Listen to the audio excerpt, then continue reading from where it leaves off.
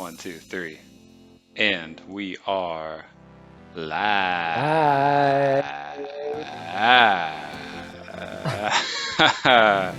Coming back at you, baby.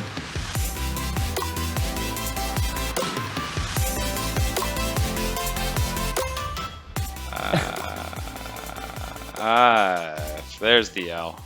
There it is. That's not an L for loser, it's an L for It's live. hard to get this backwards. It really is. I was having some Well, no, challenges. it's only you that's backwards. Everyone's seeing you normal. Well, whatever it is I see on screen, now I'm seeing an L. Okay. Yeah, yeah. We're live. Justin, do you want to go ahead and get us started into Let's Genesis do it. 30, verse 1? Let's do Get it it. on. All right. Now, when Rachel saw that she had not borne Jacob any children, she became jealous of her sister. And she said to Jacob, "Give me children, or else I am going to die." Then Jacob's anger burned against Rachel, and he said, "Am I in the place of God, or who has withheld from you the fruit of the womb?" Then she said, "Here is my female slave, Bilhah. Have relations with her, that she may give birth on my knees, so that by her I too may obtain a child."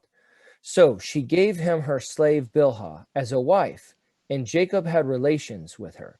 Bilhah conceived and bore Jacob a son. Then Rachel said, "God has vindicated me, and has indeed heard my voice, and has given me a son." Therefore she named him Dan. And Rachel's slave Bilhah conceived again, and bore Jacob a second son. So Rachel said, "With mighty wrestling I have wrestled with my sister, and I have indeed prevailed." And she named him Naphtali. When Leah saw that she had stopped having children, she took her slave Zilpah and gave her to Jacob as a wife. And Leah's slave Zilpah bore Jacob a son. Then Leah said, "How fortunate!" So she named him Gad. And Leah's slave Zilpah bore Jacob a second son. Then Leah said, "Happy am I, for women will call me happy." So she named him Asher. Henry, what are your thoughts on this first section of verses? Well, to summarize about what happened last chapter, the end of the last chapter, we find that Jacob marries both Leah and Rachel, and Jacob is actually tricked into marrying Leah, and ultimately deceived by Laban, who is Leah and Rachel's father. And so now Jacob has two wives, and they both happen to be sisters. And there's some challenges with that because instead of devoting your love towards a single wife, you essentially now are responsible for loving two wives. And unfortunately, Jacob is following some of the same patterns as his parents, Isaac and Rebekah. Both Isaac and Rebekah, his parents, both showed favoritism towards their sons, and now Jacob is kind of following in that family line of showing favoritism. With that being said, Leah, when Jacob married Leah, Leah was unloved by her husband Jacob. Leah was unloved by her husband Jacob. And the Lord saw this and blessed Leah by opening up her womb and giving her children by Jacob. And so at this point, Leah has four sons, and Rachel, who is getting loved by Jacob, has zero sons. So we have some challenges that we start to see arise here. And ultimately, what is happening is there's some jealousy, which is bound to happen, especially with the importance placed on descendants during this time. Um, whether that was the case or not, right? You're married to two sisters, and so there's likely to be jealousy one way or another, But especially with regards to the one sister having a lot of children by Jacob and one sister not. Rachel really wants to be a mother. That's really, really important to her. And so she is not excited about that right now. In fact, Rachel gets pretty angry at this. She starts getting pretty upset, which also helps let us know how important this was to Rachel. And this is not the fact that Rachel is not able to conceive. This is not a problem that we're new to as we've been reading through Genesis. Abraham and Sarah had challenges. Isaac and Rebekah had challenges conceiving.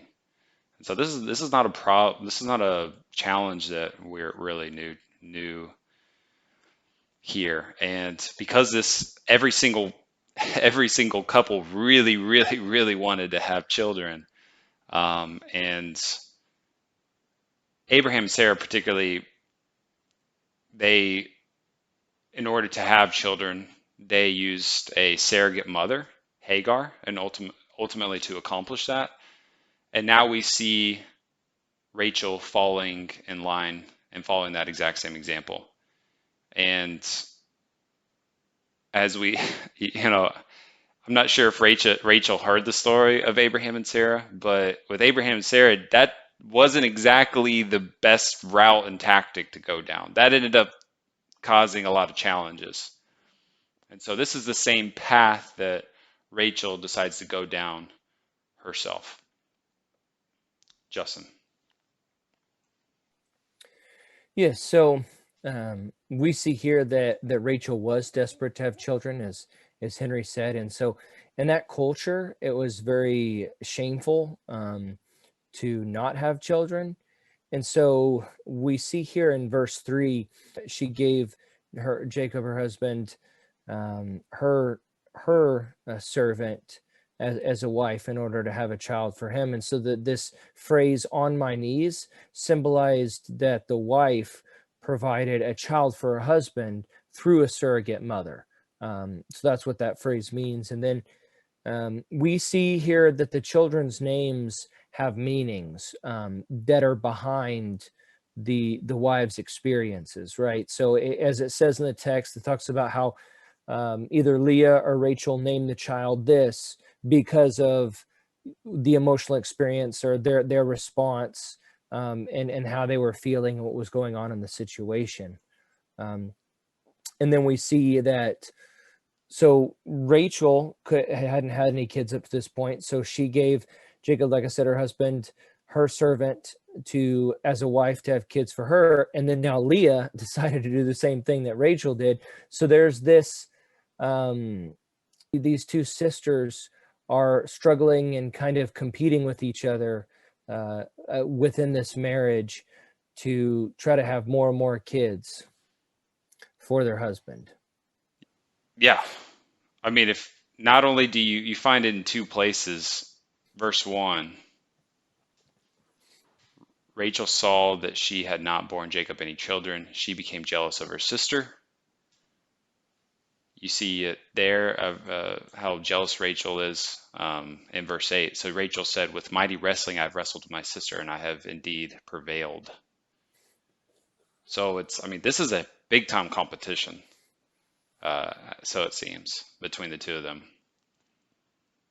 So much so, like you said, Leah then gives her slave because at this point Leah had stopped having children. It says that at the end of chapter 29.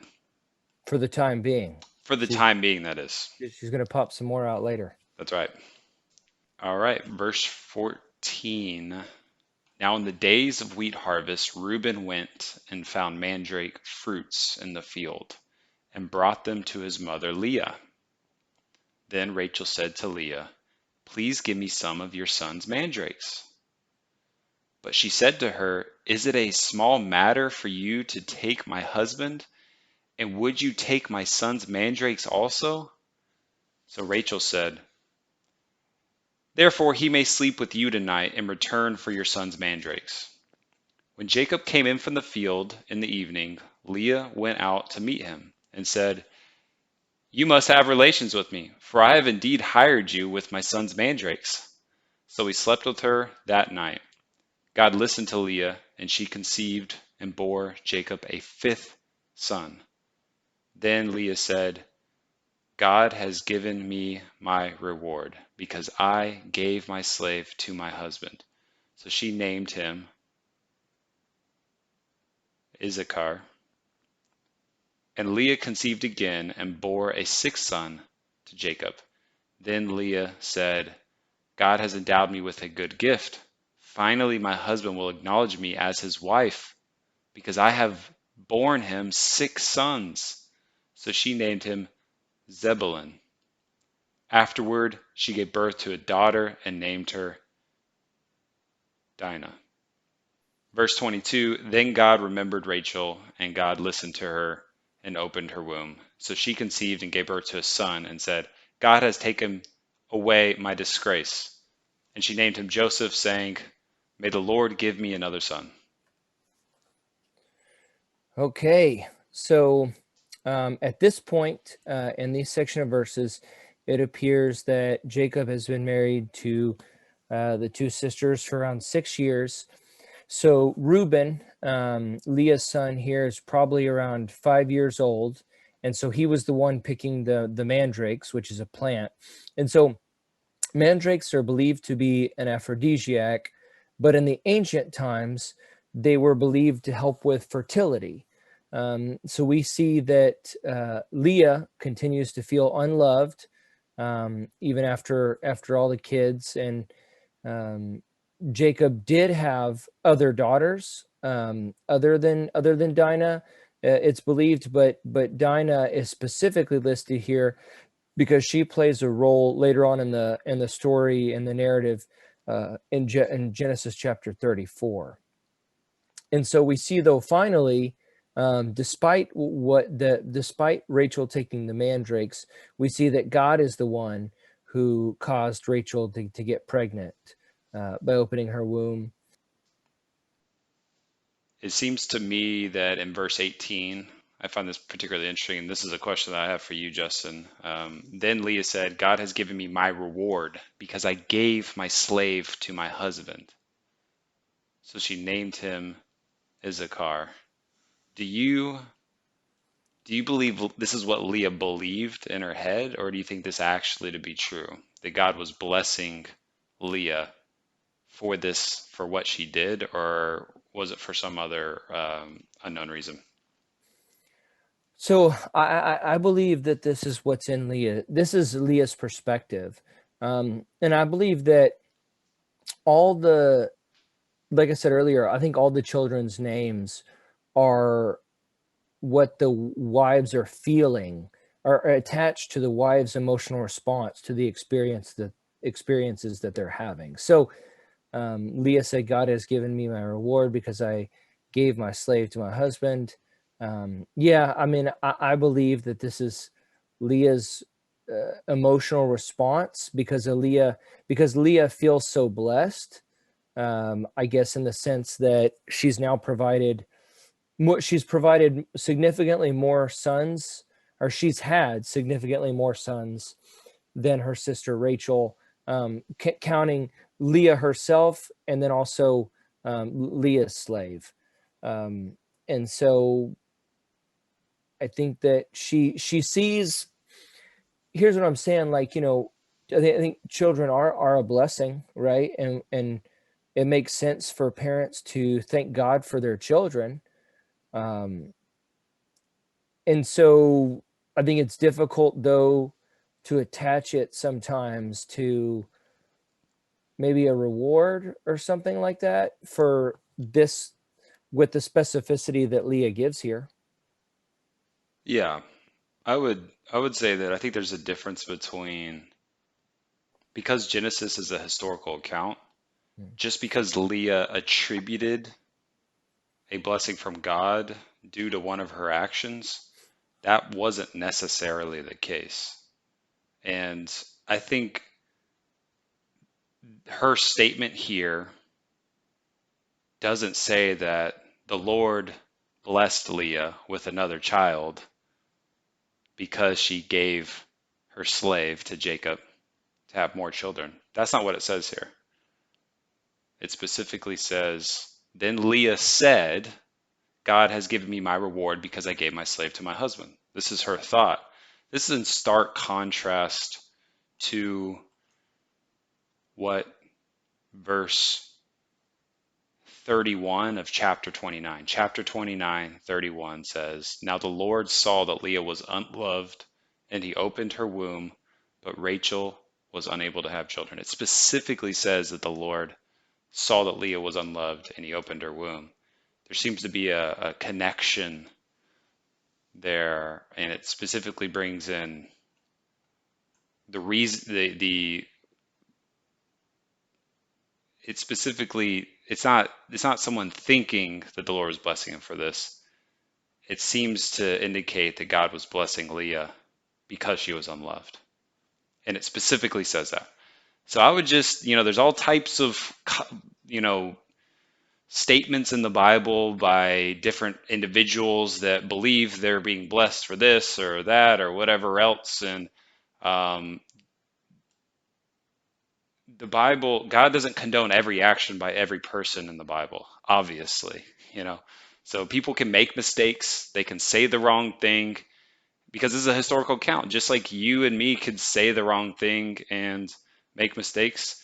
If this is a historical account, that would be written down into a book of our lives, I suppose. And it doesn't mean that it was necessarily right or wrong. So, anyways, just a comment there, because I think that can be a bit confusing. It was a bit confusing for me my first time reading through the Bible, that this whole idea of a historical count versus God putting a stamp on approval on every single thing that everyone says and does in the Bible, if they're part of the special lineage through Jesus, etc. So that might all go without saying, but I think it's a good to know.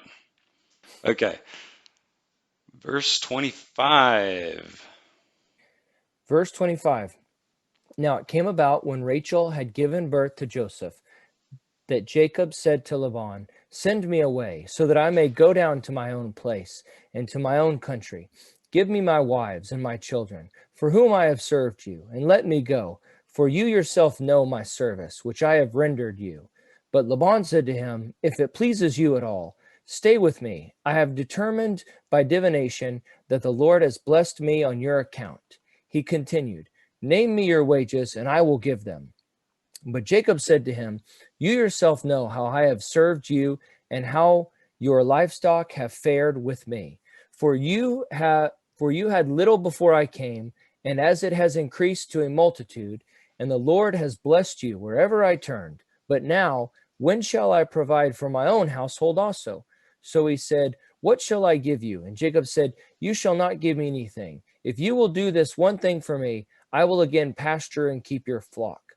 Let me pass through your entire flock today, removing there every speckled or spotted sheep, and every black sheep among the lambs, and the spotted or speckled among the goats, and those shall be my wages. So my honesty will answer for me later, when you come concerning my wages. Every one that is not speckled or spotted among the goats, or black among the lambs, if found with me, will be considered stolen. Laban said, good, let it be according to your word. So he removed on that day the striped or spotted male goats, and all the speckled or spotted female goats, every one with white on it, and all the black ones among the sheep, and put them in the care of his sons. And he put a distance of 3 days' journey between himself and Jacob fed the rest of Laban's flock. What are your thoughts on this section, Henry? Well, Laban seems to be a businessman to me. I mean, he seems to be a wheeler and dealer. And I also think he's smart enough to realize that a lot of the blessings, that a lot of his growth and wealth has come through Jacob's presence. Uh, it seems very obvious to him. Now, we'll say that verse 27, Laban said to him, if it pleases you at all, stay with me. I have determined by divination that the Lord has blessed me on your account. To me, it sounds like Laban was into some darker sorcery type things that he shouldn't have been a part of, at least through divination, right? He was engaging in some activities that he shouldn't have. Justin, what do you think? So the word divination typically does uh, ring like that to me as well. Based on what I read, it appears more that this means by experience. I don't know. Based on what I read, there doesn't seem to be any actual um, supernatural communication, anything like that. Where the word divination usually appears, that is what it signifies. But here it appears that when it says divination, here it just means experience based on my reading. Fair enough. So maybe he wasn't into anything dark, but that word did stick out to me because there's definitely other I areas in the agree. Bible that is divination's not something you should engage in. Right. So stay away Yeah. from all type of. Yeah, I agree. Like other places in our Bibles, when it translate divination in English, it is directly talking about demonic communication and behavior and things like that. I agree. Right. So maybe we give Laban a pass here. We don't know for certain. But Justin, He was a jerk, but maybe he wasn't hanging out with demons. We know. that's, I like it. I like it. Regardless, I think it's clear to him that Jacob's presence in his life is a good thing and not a bad thing. And he starts negotiating to figure out how that Laban and Jacob can continue their relationship, and Jacob can continue making Laban more wealthy and successful. And so he starts negotiating with them for wages. And at this point, I think Jacob starts to, he's probably had plans for a long time. My guess, we don't know, and it doesn't say it in the text, but, Jacob was a human just like all of us. And so he likely had plans for his life. He probably didn't just wake up one day making a decision. He probably was thinking, hey, at some point, how can I get back to the land in which my family was in, or at least specifically to the land that God promised him where he slept on those rocks that one night. And so use rocks as pillows. And so I think Jacob's ultimately remembering this. And so there really is no amount of wages. I mean, there's no negotiation here. I don't see any negotiation. There's no amount of wages that Jacob will ultimately stick around for. It sounds like he's just kind of looking for a farewell gift or a farewell compensation for all of his hard work, on top of the wives that he received.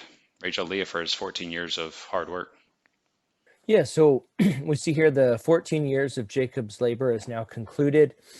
And like you said, Henry, Laban can tell that, hey, he has prospered because of what Jacob has done in taking care of his flocks. And so Laban didn't want Jacob to leave, even though Jacob wanted to return to his homeland. And so he wanted to negotiate with him to try to stay. Here's what I think. I think that obviously we know Laban's position. He wants Jacob to stay. I think instead of Jacob just leaving, because Jacob at this point doesn't have anything, right? He's just been taking care of Laban's flock. I think Jacob, because of his faith in God and because of just the evidence of how God has blessed Jacob, I think Jacob has confidence that God is going to bless Jacob, even if he asks for a small, very small wages. And I think that maybe, I like how you start out by saying like Laban is maybe a sketchy businessman, right? I mean, that's how Laban comes off to me. So I think I think Laban has outwitted, the original deceiver, but I think Jacob maybe sees this last effort to like like outwit Laban. And so that's what I think happens here. So Jacob asked him, Laban, for his multicolored animals, which would have been very rare, right? And so Jacob knows that even though if you pick just a few animals, that God can grow that flock. And Laban agrees, just by the sense of like, wait, his wages are just these barely rare few animals that I have. Yeah, why wouldn't I do it? And so Laban feels like he's getting the great end of the deal, and Jacob feels like God can take this, and at least Jacob can return to his homeland with some wealth of his own, wealth meaning the property of the cattle and those things. And so because it's clear that God's the one responsible here, blessing Jacob. And so we see how Laban continues to be a schemer. So Laban immediately tries to give uh, a, a lot, or maybe all of his multicolored animals, to his sons. And then he puts a 3 distance journey between him and Jacob. So he agrees to give Jacob the multicolored animals. But then what he does is he goes and tries to give them to his sons and tries to put a distance. So it's even harder for Jacob to even get the pay out of it that they agreed upon. Right. I mean, there is a negotiation. Jacob is specifically saying, listen, I have nothing to provide for my family. I've been working to you.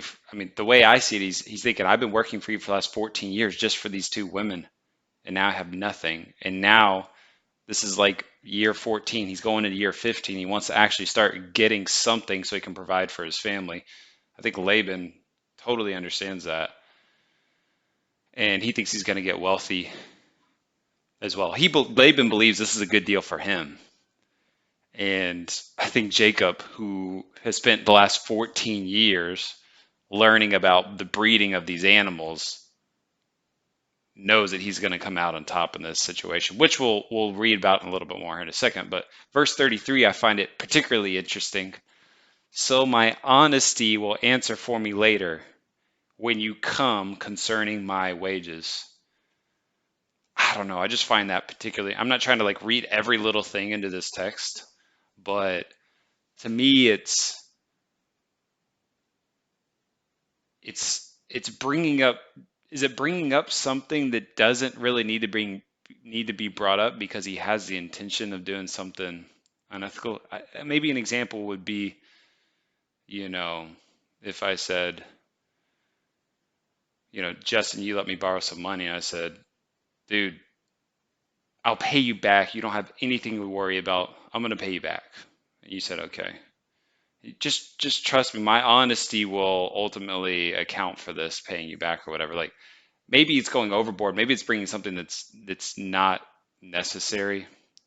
Another example would be, and I don't know which one of these examples is better, but it'd be like going into to have like a simple surgery and somebody being like, the death rate is really, really low on this surgery. You have nothing to worry about. And now all of a sudden, like the person getting the surgery is like, well, what?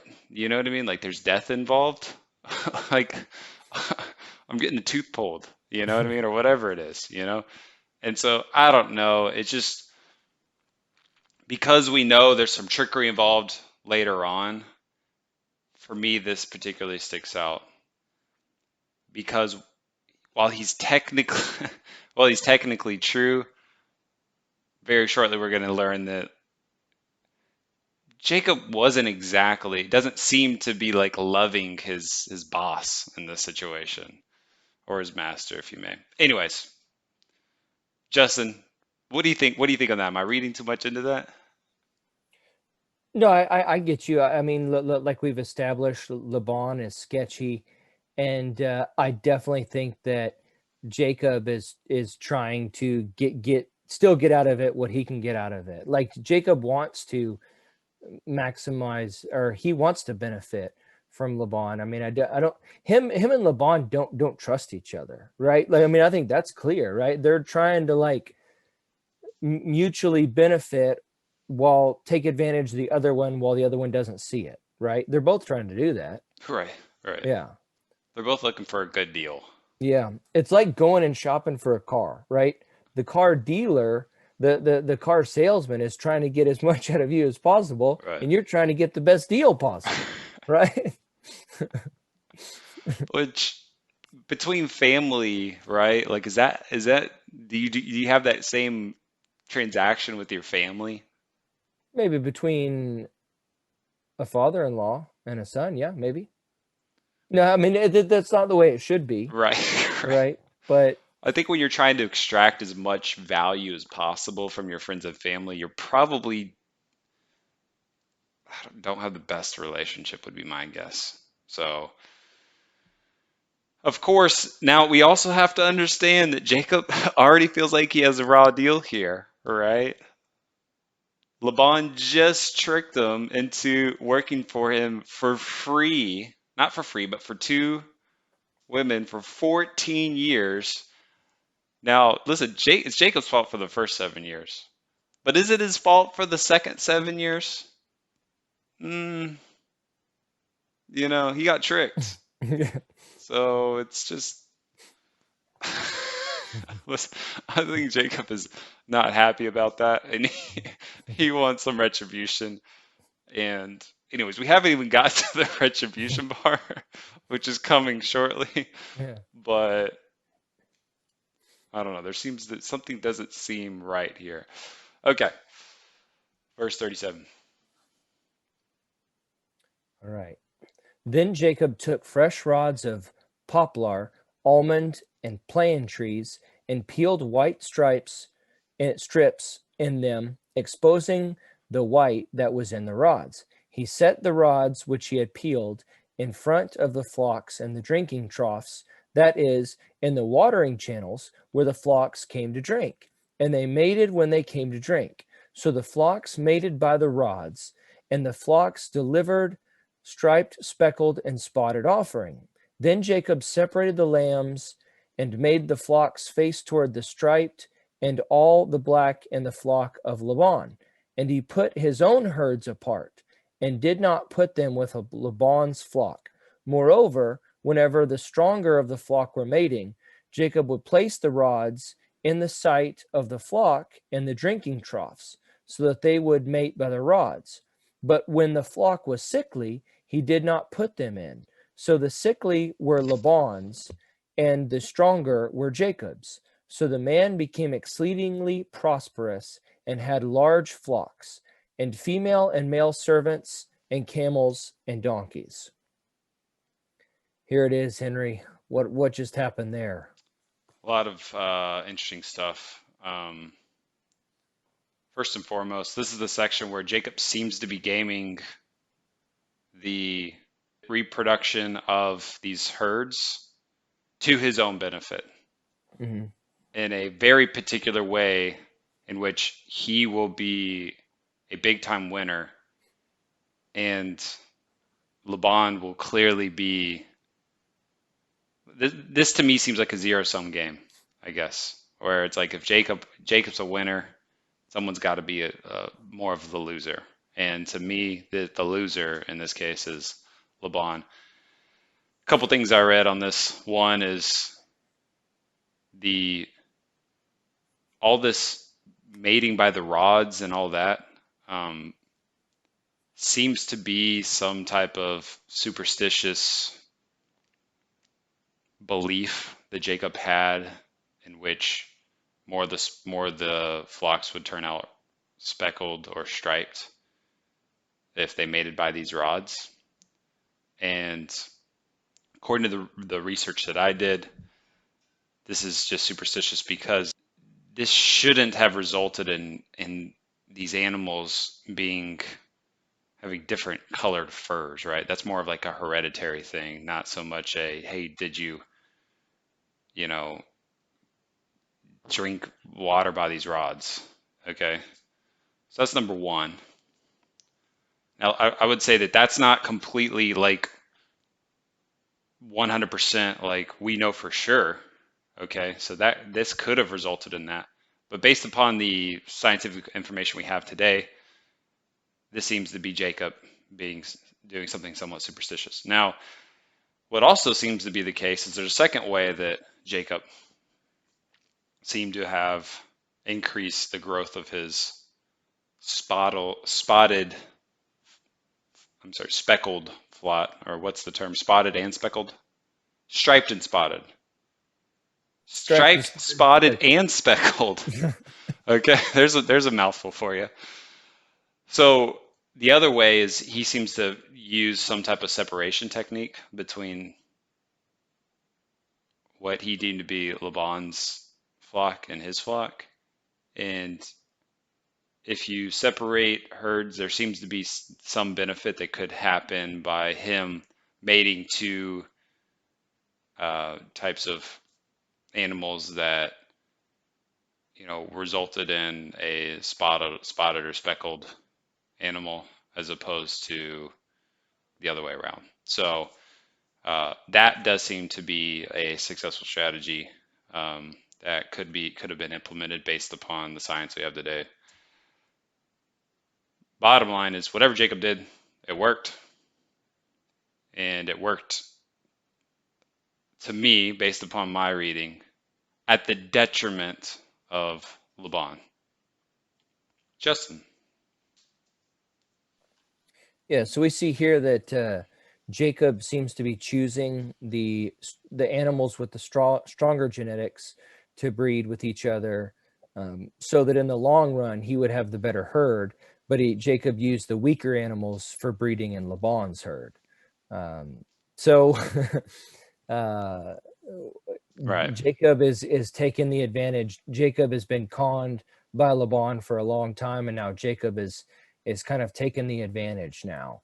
And so, but at the end of the chapter, we see, so the man, let's talk about Jacob, became exceedingly prosperous and had large flocks and female and male servants and camels and donkeys. This seems to be a connection to God's promise for prosperity when Jacob was at Bethel. It's like it's like Moses is telling us here, hey, God's God's promise at Bethel is you're already seeing it coming true here. Right. And I think it's obvious to say that God, as you mentioned before, Justin, God blessed Jacob in spite of all of his trickery and deception, not because of it. And you never know you never know if Jacob would have potentially become more prosperous if he didn't go down this route. You never know. Um, and I think some scholars believe that he probably would have, because God typically doesn't bless deception and these types of that doesn't typically is probably not the right word, but I don't think this is something that God was like, man, I'm really proud of Jacob in this moment, really handing it to Laban, you know. Um, Plus, I think we also know, right, when God says He's going to do something, He's going to do it despite whether you make the wrong decision or whatever. I mean, He's going to make it happen, and you find that with Abraham and Sarah, perfect example. God said Abraham and Sarah were going to have a kid. They decided to go down their own route, use Hagar. And then guess what? Abraham and Sarah had a kid, right? And so now we got Only, only that only they had more drama only they with a have kid. more drama now, and the big and a lot of challenges, that came from that. And so ultimately, the preferred route that Abraham and Sarah for them would have been to trust in God and wait and not do this other way of accomplishing God's will through their own means. And so, yeah, anyways, it caused some problems. And I think, that's super applicable to our lives, right? How often are you wanting something now? And if you're patient, maybe you'll get it anyways, and you'll be able to do it the right way instead of the wrong way of doing it now, right? There's a billion examples of this, right? Pretty much I think a lot of sinful activities is in large part due to people not having patience whether it be waiting for marriage to engage in sexual activity or, wanting a good grade on a test, and so, you cheat instead of work really hard for that. So you didn't really have the patience to work hard for that grade. Instead, you just took the shortcut and, wanted that success quickly. But yeah, I think have more patience is and more trust is definitely the preferred route, and I think you'll ultimately be glad you did. Well said. Yeah. So in this chapter, we saw that there was this striving between sisters. There was this rivalry and just jealousy, right? So we see that Leah is jealous of Rachel because Jacob loves Rachel, and then Rachel is jealous of Leah because Leah is popping out all these kids. And so just kind of one of the things that biblically, we should avoid jealousy and not focus on comparing ourselves to others and what they have that we don't. Like obviously that's a way of being ungrateful toward God and having the expectation that he should have given us something that someone else has. And instead we should just focus on God, what God wants us to do, through the plan that he has for our life. And the thing is that if we do that, God will be glorified through our lives. But not just that, if we go the biblical route, not only will it end up better, but in the moment it will feel better. I don't think anyone feels good when they're struggling with jealousy and wanting to compare themselves to others constantly. If they quit doing that, they would feel better immediately. And You could always have yeah, more. I mean, yep, you could always have one more thing. You're always people can be so discontent with their lives. You could always have one more thing. I mean, something could always be better. I think that is definitely a recipe for misery. And the Bible specifically says don't covet your yeah, neighbor's stuff, you yep. know. It's one of the 10 Commandments. That's right. So Don't be jelly. don't be a jellyfish, whatever you do. Cool. Well, I think this kind of takes us to the end here. Um, I'm looking forward to chapter 31 and hope to see everybody there. And yeah, That's it. Peace out. peace out, everybody.